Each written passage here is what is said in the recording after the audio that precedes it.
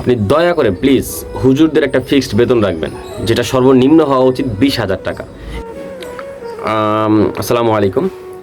আমার মনে হয় দেশের সমস্ত সেক্টর ঠিক থাকলেও একটা সেক্টর একটু সংশোধন অতীব জরুরি। সেটা হচ্ছে গিয়ে যে এই যে আমাদের হুজুররা, হুজুররা যে মসজিদে বা মাদ্রাসায় চাকরি করে, তাদের কিন্তু ভাই বেতনটা একেবারেই নিম্ন।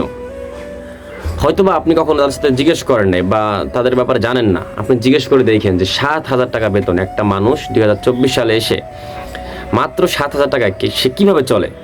তাদেরকে আল্লাহ তাআলা চালিয়ে নেয়, আমরা জানি, আমরা বুঝি। তাও আমার একটা দাবি রইবে, আমাদের যে বর্তমান প্রধান উপদেষ্টা আছে ডক্টর ইউনূস সাহেব, আপনি দয়া করে প্লিজ হুজুরদের একটা ফিক্সড বেতন রাখবেন, যেটা সর্বনিম্ন হওয়া উচিত 20,000 টাকা। এর উপরে 40-50 যা দেন কোনো সমস্যা নেই, কিন্তু সর্বনিম্ন 20,000 টাকা স্যালারি এটা ফিক্সড করা উচিত। এটা আমার দাবি। আপনারা যদি আপনাদের কাছে আমার এটা আমার বিনীত অনুরোধ যে হুজুরদের দিকে একটু আপনারা খেয়াল করেন। কারণ এই বেচারারা 12 বছর পড়াশোনা করে, এত কষ্ট করে, খায়া না খায়া পড়াশোনা করে এত বড় একজন আলেম হয়, তারপরে তারা কি করে মাত্র 7,000 টাকা, 6,000 টাকা, 5,000 টাকা বেতন চাকরি করে। খুবই দুঃখিত একটা বিষয় যে হুজুররা আমাদের জন্ম থেকে মৃত্যু পর্যন্ত কাজে লাগে।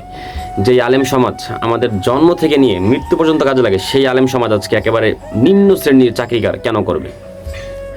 আমার একটা দাবি, ছোট্ট একটা দাবি, আপনারা প্লিজ এটা একটু খেয়াল করবেন যাতে হুজুরদের বেতন একটু বাড়ানো হয়। Please please.